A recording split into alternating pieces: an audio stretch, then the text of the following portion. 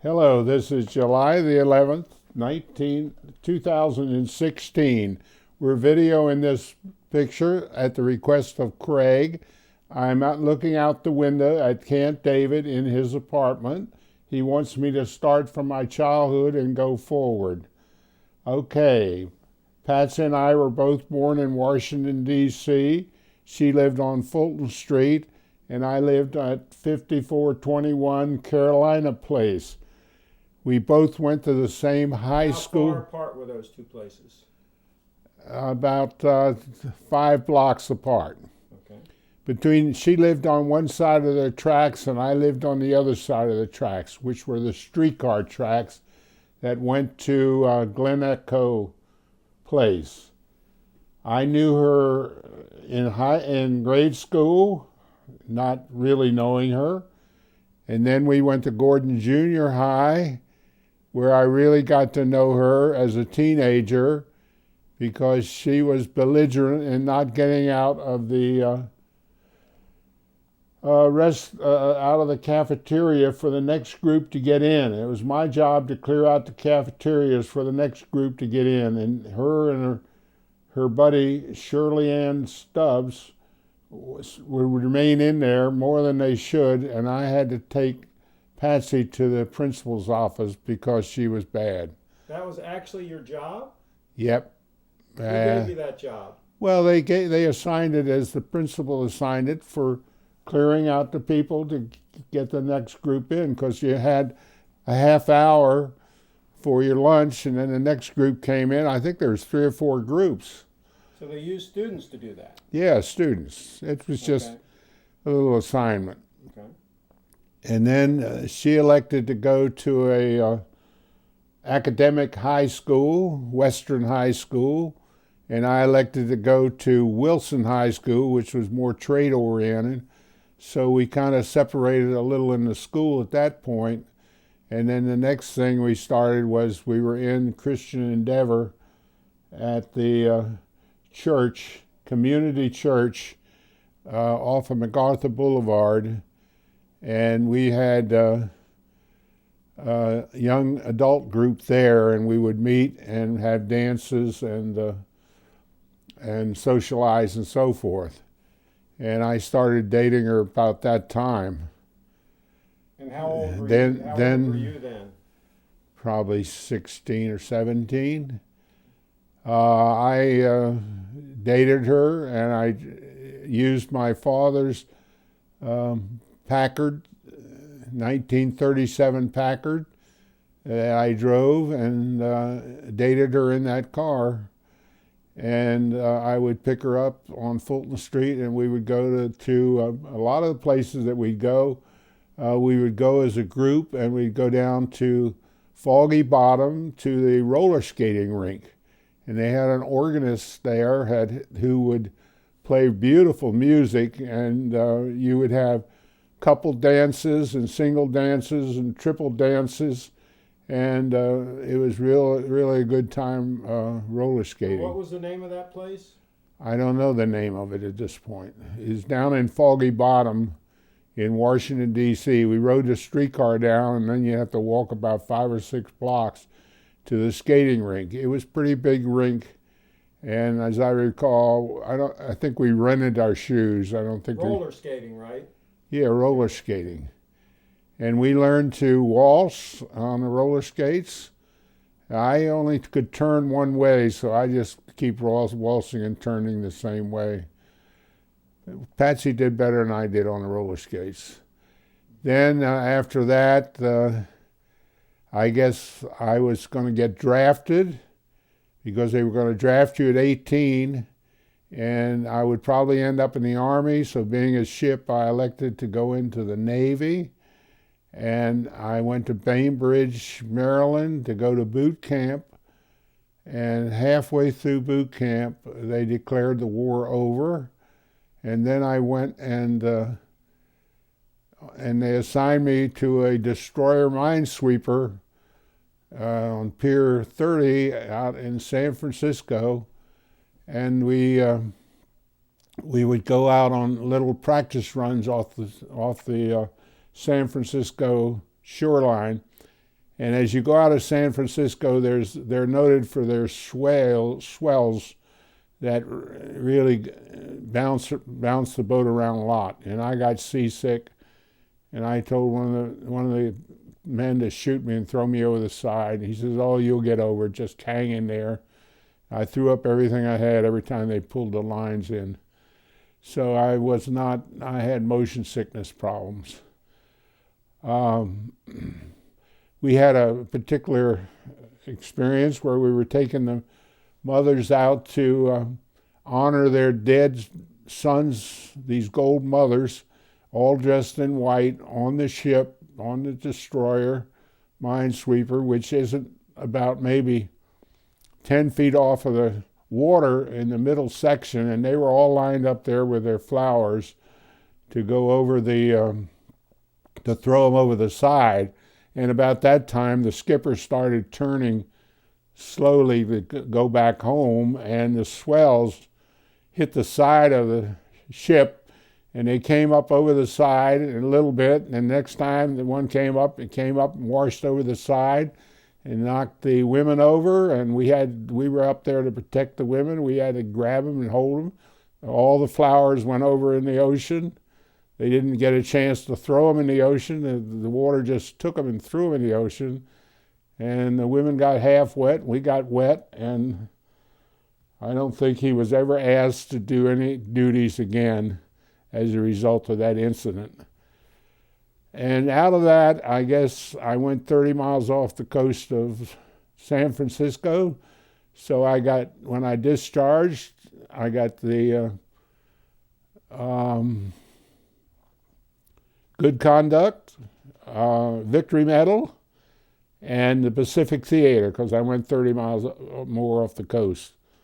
And I got discharged, and I was only in the Navy a short time. I don't know how long, maybe 12 months or something.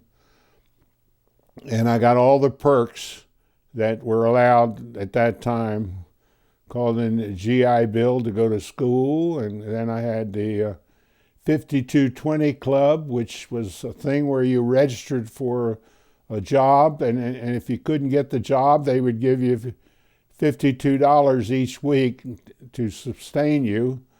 And then I would go ahead and take that and with my other pay, and I would live on it while I was going to school and doing other things. I put in to be a chauffeur because someone said they have very little call for personal chauffeurs. So that was the thing to put in for so that you could get your full 1 year allotment. And then we went on and I went to school up in Philadelphia, and my father and mother moved to Philadelphia from Carolina Place to Philadelphia, and we would... Now, why did they move? He was transferred. He was with the government. He's a civil engineer with the government part of the taking care of post offices and buildings. He would inspect them, and he'd have a little magnet with him that he put on the doorknobs to make sure they were all brass and not any steel, plated brass, that they were trying to cheat him, and so forth. So he would go. He would go around and inspect the post offices, and I'd go with him a lot of places. And one place he went was down in Marcus Hook, Pennsylvania. He would inspect some way the buildings that would hold the bananas and other fruits that were coming in from overseas. And they would always give us a full stalk of bananas when we go down there, and we'd have bananas all coming out of our ears, eating bananas all the time, because they would come off the ship and they'd give us a whole stock of them. Tell me about that table that I have in the corner there, that mahogany table. Oh, that mahogany table was made by a craftsman of wood that my father got when they renovated the The Supreme Court building. Yeah, it was leftover mahogany, and he got a hold of it, made that table, had that man make that table, and that's where that wood came from. About what year would that have been? I don't know. Probably. Before the war? Before World War II? Probably, or maybe during World War II or something. Anyway, up in Philadelphia, we got Patsy and I got involved more, and we wanted to get married, and the Hopgoods didn't think that much of me, and they didn't want her to marry her because her ambition was to be a doctor, and I was interrupting her ambition if she got married. So they wouldn't. She was less than 18 years old. She was 17. I was 19. And we decided that we would elope and would go up to Camden, New Jersey, and had a Baptist minister up there marry us, and a couple, and my sister Evelyn stood in for us, and we got married in Camden, New Jersey. And we decided we'd come back to Washington for our honeymoon, and we were driving down towards Washington, and we stopped at a Howard Johnson's, and we went in, and all we wanted was ice cream, and the waitress says you can't sit at a table and just have ice cream, you got to order a meal. So we got up and left. So then we went down to we had reservations at the Hotel Washington, which was right across the street around the corner from the White House, and we thought we'd honeymoon there and see the sights and all. And later on, some 40 years later, we went back to see the Washington is still there, and they wanted $1,037 for one night in the room at that time. I don't know what we paid. It wasn't near that much, $100 and some a night, I think. And we honeymooned there, and after that we went back to live up with my parents in Philadelphia in Harper Avenue, in Drexel Hill, Pennsylvania, outside of Philadelphia. And we was that where you met the Sealers? Yeah, that's where we met the Sealers at the Baptist Church. And that's where we came from a community church, but we wanted to become a Baptist. So in order to be a Baptist, you had to be immersed 100%, and they had to be interviewed by the Board of Deacons. And they really did an interview on us in great detail. And we found out that they were a real nice church, very nice to us. The group was nice. They had a lot of activities for young people. And the Sealers we met there, and the others we met. Did you meet them before you married Mom, or? Probably doing about the same time. Okay. No, it would be after that, because we moved up there, and then we started going to that Baptist church, which was right down only a block or so from the house. And then after that, subsequently we joined the Methodist church, and the Methodists, all they had required was you stand up and say that you believe in Jesus Christ, and that was it. You were members. You didn't get sprinkled or baptized or anything. So when we got back to Washington, D.C., we rented a house on MacArthur Boulevard, and we took in two boarders, one in the basement and one upstairs, to supplement the rent of the house. And it was high up on the hill and steps. It had a big wall, probably 20 feet high, made out of stone, where they widened the road, which at that time was probably called Conduit Road, and it later became MacArthur Boulevard, named after the General MacArthur. What were you doing for a living then? I was working as an electronic technician at Melpar over in Alexandria, and I had to ride the bus, an hour on the bus, and I would read and study, and took some more schooling after hours, and then I went to work for several other technical firms. Now, the first thing down there in Alexandria, was that electrical wiring like in a house? No, we're talking about radios and spy equipment and all that sort of stuff. Okay. At Watkins Johnson, we made 100% spy equipment. We put in suitcases, radios and receivers and transmitters into suitcases for the spies to take overseas and all.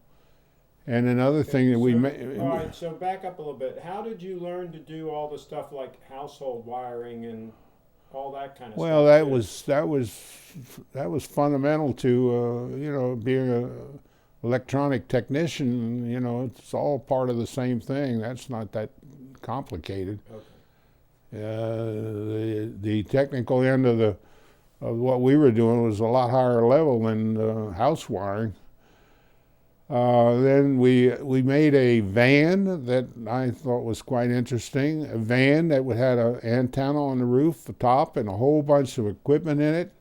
And they would park the van up on a mountaintop, in between where the where the microwave radio links were linking, and there'd be probably 1,500 voice channels going over these micro links, and we could tap into any one of those by receiving the signal in this van and recording it, and that was a way of spying on eavesdropping on television, on the telephones. And so what are we up to now, about 1950-ish, around that time frame? Oh no, probably not that far. I don't know, not that much. So then I went to work for Fairchild Hillard, and that was involving satellites. What year did you go to work for them? I don't remember. And I worked with them, and they would assign engineers. I had an engineering status at that point. They would assign engineers to various companies to do work, and I was assigned to Goddard Space Center for quite a while to work on a satellite, spy satellites mostly, to spy on. All right, so let's back up. When did you buy your first house? What year? Right after the war. Oh gosh, I forgot about that. Right after the war, the housing was very, very tight, and they provided veterans over in Lily Ponds. They had these quadplexes, which consisted of a bedroom and a room, combination room, kitchen and living room, and a coal burning stove in the front, right in the middle of the room. And we had coal out front, and we had to stoke the coal to keep ourselves warm in the winter. And we didn't have any air conditioning or anything, just keep you warm. And that was in Lily Ponds, and that was when I was going to Melpar too. I guess we really actually moved to the house after the Lily Ponds episode on MacArthur Boulevard. So I forgot about that, but that was You didn't buy the Lily Ponds house, though, right? You didn't. No, that was rented. What about when you finally bought the house? Okay, when I finally bought the house, we bought a house in Bethesda after we rented the house for a while on MacArthur Boulevard, and we bought the house in Montauk Village. It was a prefabbed house, and they were building them, and I think the price was something like $11,000 and $500 for the basement. So we elected to get a basement, and we were on a cul-de-sac because we picked out the lot. And I'd go out there every so often to see how the building was going, and they had all the foundations up around the cul-de-sac and all. And we thought, oh boy, this looks good. And next week I went out there, and they were all tore down because they had put the footings 2 feet too close to the street, and they had to tear down all all the basement cinder blocks, and they put them on the back of the lot, and they left them there, and we used them later to make a fence out of it. I cut down the pine trees and split the pine trees and put 3 cinder blocks up and put the fence between the cinder blocks on the hole. We made a fence to go all around the backyard. Being on a cul-de-sac, we had a huge backyard and a very small front yard because it was pie-shaped. And roughly what year do you think you bought that? I don't know. Well, what would it have been in relationship to like when Deanne was born, for example? That could date it. No, I think Deanne was born in that crazy little pot-belly stove thing because Patsy had a trouble keeping that thing warm during the night. You have So to would get you it say it was like around 1950? Probably when Laura was born. Then we went on to So 50, 51, 52, somewhere in there. yeah, this thing had 3 bedrooms and 1 bath, and we had 3 girls and 1 boy, I think, at that point. And we ended up. Well, no, I wasn't born yet by then. I was born in 58, so maybe I was born by the time you were leaving the house. I don't know, but it was a nice little house, and it was close to Bethesda, and all our people, mothers and fathers and grandfathers, thought we were going clear to out of the country by going out to Bethesda. So far out, where in the world are you going way out there? Well, that's where you had to get the housing going. And we were, then after that, we found out a builder who would build us a 3-bedroom, 2-bath house on a lot that we picked out in Connecticut Avenue Estates on Littleton Street. So we had this house built. It was a split foyer, and we were the only one on the whole street that had 4 bedrooms on 1 level and 2 baths. Everyone else had 3 bedrooms and 1 bath. So that was kind of unique. And we had a rec room downstairs and a kitchen. And then it was a 4-level split, and you went down another level, and we had a little basement under the living area. So it was a nice house on Littleton Street, and it was right at the end of Connecticut Avenue before they cut it through. And we used to tell people that the president lived at one end of Connecticut Avenue because that's where it stops when it runs into the White House.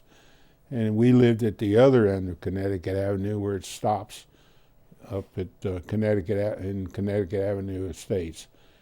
They subsequently extended the road, and it goes on up now up to Leisure World.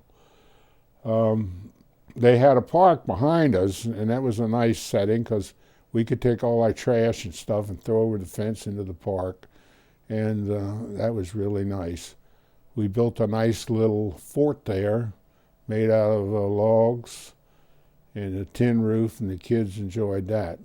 So Deanne was 5 or 6 at that time because there's pictures of her in the fort, I think. And then we built a wall, retaining wall, and that subsequently, the earth pushed that down, and we ended up just making it into a rock garden with a slope.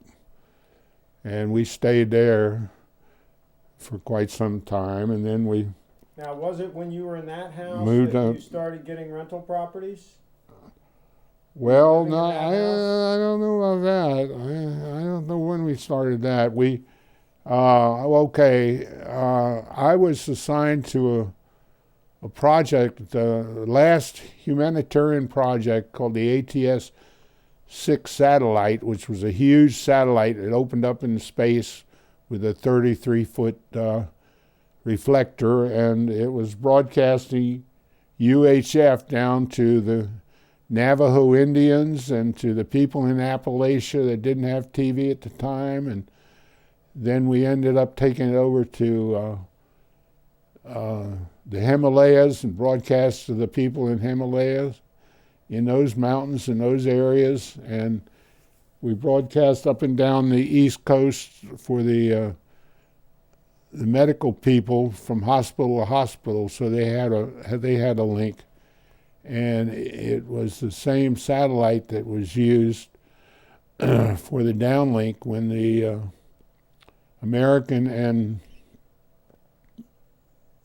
Soviet hooked together up in space. So that would be the So time. that was probably, though, you were probably already at the other house by then, right? Yeah, we moved up to a bigger house. Drive. Waterway Drive. We moved up to a bigger house. It was 5 bedrooms and 3 baths, and it was a walkout Rambler, huge big Rambler, and it backed up to a lake, and that was a real nice setting there. It was very choice. And after the satellite, I decided that Patsy, the kids were kind of grown and gone, or needing not much attention. She went into real estate, and I decided I'd go get the license and all with her, and I passed the tests and all, and so I would help her on the weekends to put up the signs and sell and so forth, and I was still working, and then I finally just decided I would go into real estate full time. And that's when we acquired a bunch of rental properties, because at that time, if you found a house that was owned by a GI and he had a GI bill on it, you could assume that mortgage and just pay the difference from that mortgage to what the house cost, and you got good financing. So that was the easy way to acquire a lot of properties. That's what we did. We would search the database until we found these assumable loans. One of the houses I bought was off Connecticut Avenue. I guess maybe it was in, and it was a colonel who owned it, a woman colonel in the nurse corps. And as far as I know, she must have had 15 or 20 cats in this house. And she had a walkway going up the back stairs. This house also had a bomb shelter, which was the rage at that time of putting bomb shelters in houses in case of an attack.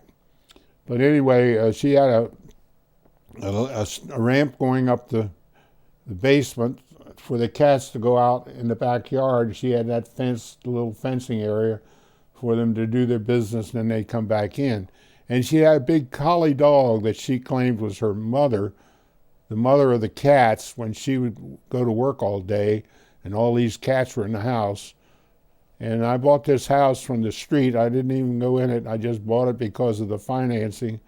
And then when I went in it, I realized I had to have a professional exterminator come in to exterminate it, and I did that and all, and got it cleaned up and put it on the rental market. And a Colonel Breen come to rent it, and he said he only wanted to rent it for 6 months.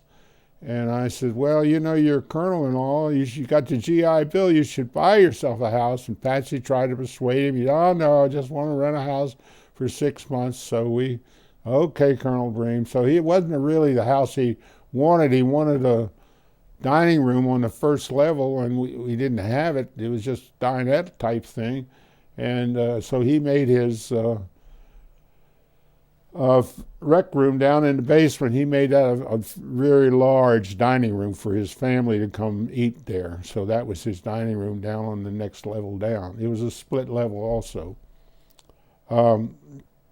But he decided he'd renew the lease year after year, and I got so ashamed. I didn't want to raise the rent. I was raising the rent on other properties, but he's been so good, and I don't know, after 15 or 20 years, he decided he'd move out, and we put that house on the market and sold it. But he came to me one day. He says, Mr. Shipp, you never did tell me you had all those cats in there. He said, I had to vacuum all the ducks out because they had cat hair all in them. I thought the exterminators would have done that, but hello, here we are on segment 2 of the continuation saga of the Ralph Earl Shipp story. By the way, let's tell them the reason. This is a A7S Mark II camera. We're shooting 4K video clips, and they're limited to 30 minutes on Right. each clip. That's Right. why the first clip. Okay. So anyway, I ended up talking about the Waterway Drive home that we were in, which was 5 bedrooms, 3 baths. It was the biggest house we ever had. And then we thought we had to start downsizing because the children are grown and gone and moving out and what have you. And so we ended up buying a 4 bedroom, 2 bath, no basement in Belpre, Strathmore, house built by Levitt after the war. And people said that his houses would fall apart, and they're still standing today. Wonderful community. It's off of Georgia Avenue in Aspen Hill area, just north of Silver Springs. We had this house, and it had a 2-car garage, a nice family room, living room, kitchen, and then 4 bedrooms and 2 baths. We ended up adding on to it in our later part stay there. We enclosed the garage and made it into a rec room and extended the garage out and made it into a U-shaped with the garage going on out towards the street. And that was a real good move on our part. We stayed there for quite a while, working real estate in Montgomery County, Washington, D.C., Maryland, anywhere in Maryland. We'd go up as far as 26, way beyond Frederick and all, up in there, selling houses to first-time buyers and what have you. And we get a lot of repeat business. I was very active in the listing area of it, and Patsy was active in the sales and office, and I did a lot of the outside work. We found out that we could work as a team. People liked the team idea because they figured they were getting 2 people for the price of 1, and it worked out real well. We would get 1 family, and then it would grow out of its house, and then we'd get the next generation come in, and we get them in another house, and it just kind of mushroomed, and we made out real well. Got all kinds of perks and trips as a result of doing well in real estate. Went to Acapulco, went to Hawaii, went all over the place as part of the awards program in Merrill Lynch Realty. We then, after that, we came back, decided we would join the Mormon church somewhere along in here, and we called up the missionaries, and they came to our home and taught us the lessons, and we joined the Mormon church. And there was a good guy in our neighborhood who was a Mormon, and we took to him and liked him. And then we went to the temple, and a year later we went in and got our endowments at the Washington Temple. We then subsequently decided we'd go on a mission. We were doing extensive traveling at that point, and traveling to all the 49 states, and even to into Nova Scotia and other places with our motorhome and trailers and what have you.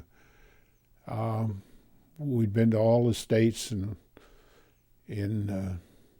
United States, and then we did some world traveling as well. Went to Germany and Australia and New Zealand, Japan, Malaysia. When I came back from Malaysia, they wouldn't take my blood for 6 months because I'd been in Malaysia, and they claimed that was a malaria-infested area, and they couldn't take my blood for 6 months. I thought that was kind of interesting. But we went through the Iron Curtain in Germany, and then we went to trace the footsteps of Martin Luther, who nailed the thesis on the church door there, and we saw where that was done and all. And being behind the Iron Curtain, we were under constant surveillance by 2 guards on on the bus, and they particularly were watching any black people we had on the bus because they didn't want those black people to get off into their Russian area of Berlin. So that was a nice experience. We then came back and decided that we would go on a mission for the church. We went on a mission down to Knoxville, Tennessee. We had a wonderful president, Richard Sager, who was a retired lawyer, and we were the mission had just split off from the Knoxville mission to make it two missions from Knoxville and Nashville. So this was a brand new mission, and it was in utter chaos when we arrived there. The books were all messed up, the computers weren't working right, and we got everything working good, and that was a good feeling experience for us. Put everything on the computer and working with a budget each month of $50-some thousand, writing 1,200 checks a month. Quite a busy operation when you're taking care of 180 missionaries out in the field. We worked in the office from 8 till 5 every day. Took care of all the problems. Patsy would take care of the rentals, and she was the secretary to the presidency, and I would take care of the finances and other problems that would come up every now and then. We stayed there, and we returned back to our home there in Strathmore. About that time, the rest of the family had decided that they would move to North Carolina, and they had already moved down there, and John and Laura had built their first home, and they wanted us to come down, and so we decided we'd sell out up there and go down to North Carolina with them. So we went down there and Stop here, we're going to put a new battery in. Okay, we had to stop to change the battery, and we're doing it at 4K, and it uses a lot more energy than the lesser quality film. He likes to do everything in 4K because that's the thing that's coming vogue and will be the thing of the future. And I agree. I have a high quality 27-inch Retina display Apple, and when I see 4K movies on there, I can't go back to the old type movies, 1080p, what have you. So anyway, we went down to North Carolina, and we stayed in apartments, the Lewises and the Shipps, in separate apartments until their houses were built. And we started, we had a lot, and it was full of trees, and we had to cut all the trees down and clear the lot. And then we built, John built the houses, and supervised the building of the houses. He's quite a builder and quite capable of building houses. These were large houses. They built one that was big enough for the Richies to live on the first floor, and we had a large apartment on the second floor with a separate entrance, and we were going to live up there, and we did live up there for quite a while in this separate apartment.